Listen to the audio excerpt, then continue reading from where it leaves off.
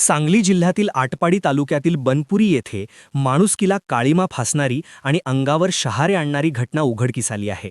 चोरीच्या संशयावरून स्वतःच्या पोटच्या 2 निष्पाप मुलींना रात्रभर उलटे टांगून अमानुष छळ केल्याचा धक्कादायक प्रकार समोर आला आहे. या क्रूर अत्याचारात 10 वर्षीय सानिकाचा मृत्यू झाला असून तिची 11 वर्षीय बहीण अनुजा गंभीर जखमी अवस्थेत उपचार घेत आहे. या घटनेमुळे संपूर्ण परिसरात खळबळ उडाली असून नागरिकांमध्ये तीव्र संताप व्यक्त होत आहे. या प्रकरणी आरोपी बाप नाना हैबत यमगर याला पोलिसांनी ताब्यात घेतले आहे.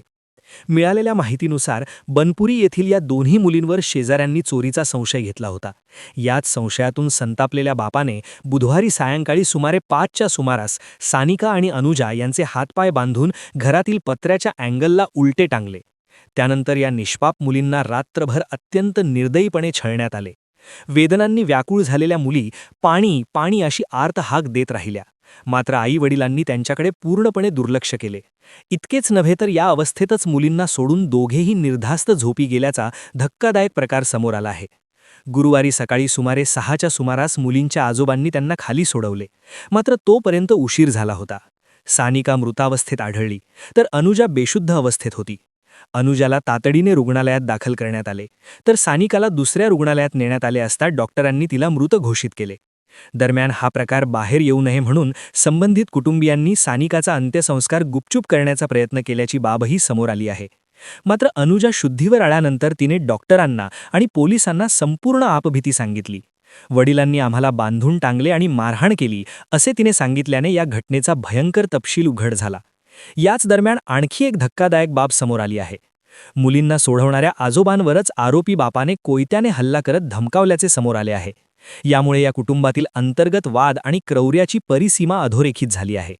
ही घटना केवळ एक गुन्हा नसून माणुसकीचा क्रूर खून असल्याची भावना नागरिक व्यक्त करत आहेत.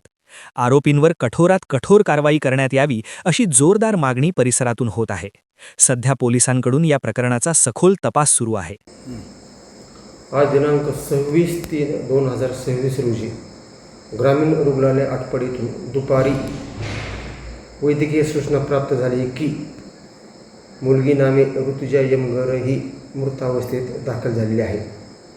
त्यावरून अधिक चौकशी केली असता मौजे बनपुरी तालुका आटपाडी येथील दादू हैबती यमगर याने त्याच्या 2 मुली नामे अनुजा यमगर वय वर्ष 11 व ऋतुजा यमगर वय वर्ष 9 यांना काल रोजी रात्री घरगुती कारणावरून हातपाय बांधून पत्र्याला टांगून ठेवले होते.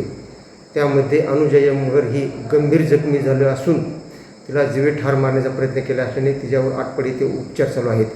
व ऋतुजा यमगर हिला हातपाय बांधून लटकून जीवे ठार मारून तिचा खून केला असल्यामुळे तिचं पोस्टमॉर्टम करून प्रेत नातेवाईकाच्या ताब्यात दिलं आहे. आरोपीविरुद्ध गुन्हा दाखल करण्याची प्रक्रिया चालू असून गुन्हा दाखल होऊन पुढील तपास करत आहोत.